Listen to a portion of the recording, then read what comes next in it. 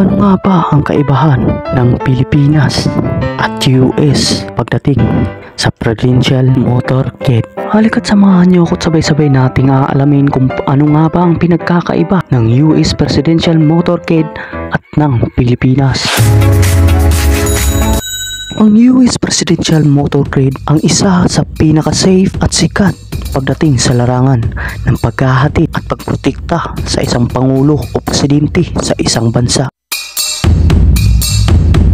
Bukod sa libu-libong security at mga military, ay ang pangunahing sasakyan ng pangulo ay ang Air Force ng US na gumagastos ng 20 million per flight.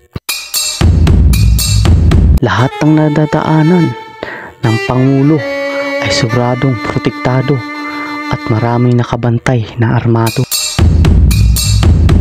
At bukod pa dito, hindi basta-basta ang sasakyan na ginagamit ng pangulo.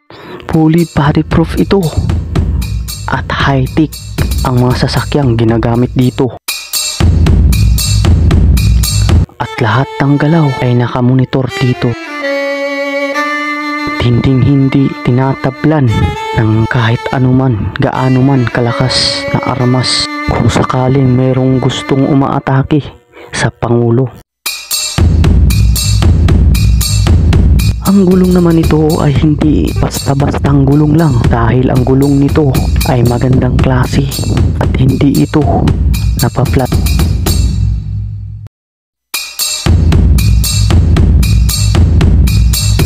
At sa loob ng sasakyan ay meron ding nakahandang dugo na kaparehas ng dugo ng presidente in case of emergency.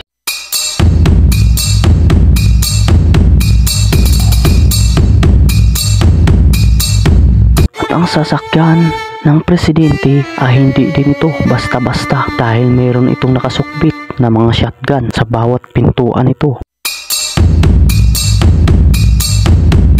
At ang takbo lamang nito, ang top speed lamang nito ay 60 km per hours na nagmi-maintain sa lahat ng oras.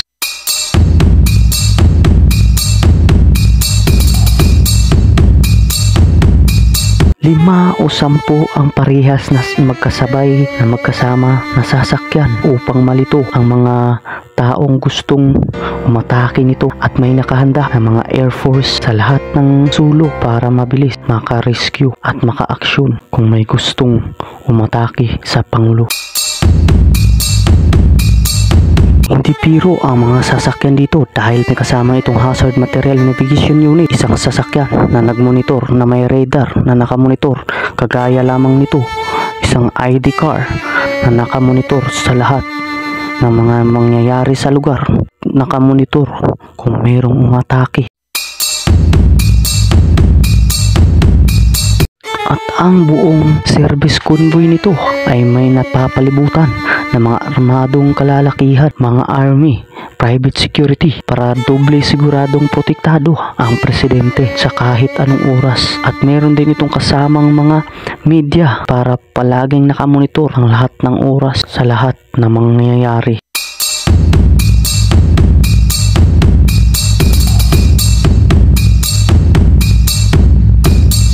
At meron din itong kasamang ambulance, ID car na nagmonitor sa daan, na nakamonitor sa lahat ng mga dinadaanan nito at mga nangyayari sa lugar.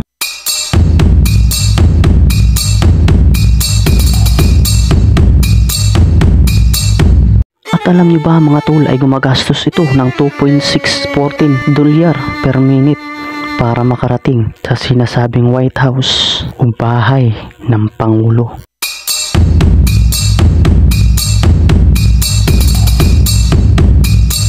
Pumunta naman tayo sa ating bansa, sa Pilipinas. Sa Pilipinas, makikita mong simple lang ang motorcade nito, dahil saktong security, army na nakapaligid dito, media, mga kapulisan, ambulansya na kasama dito ay makikita mo. At ang sasakyan na ginagamit nito ay ordinaryo lamang, katulad lamang ni Bongbong Marcos na makikita mong simple motorcade lang at open na open in public. Dito makikita mo kung gaano kasimple at saktong security lamang ang nakabantay sa Pangulo. at ang sasakyan na ginagamit lamang nito ay ordinaryong sasakyan lamang.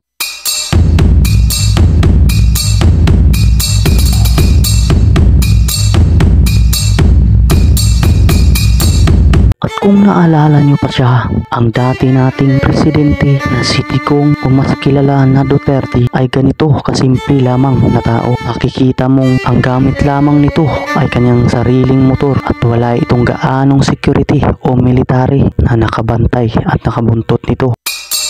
At kitang kita mo kung gaano lamang kasimple ito at open nito in public at kayang makipagkamayan sa lahat ng tao.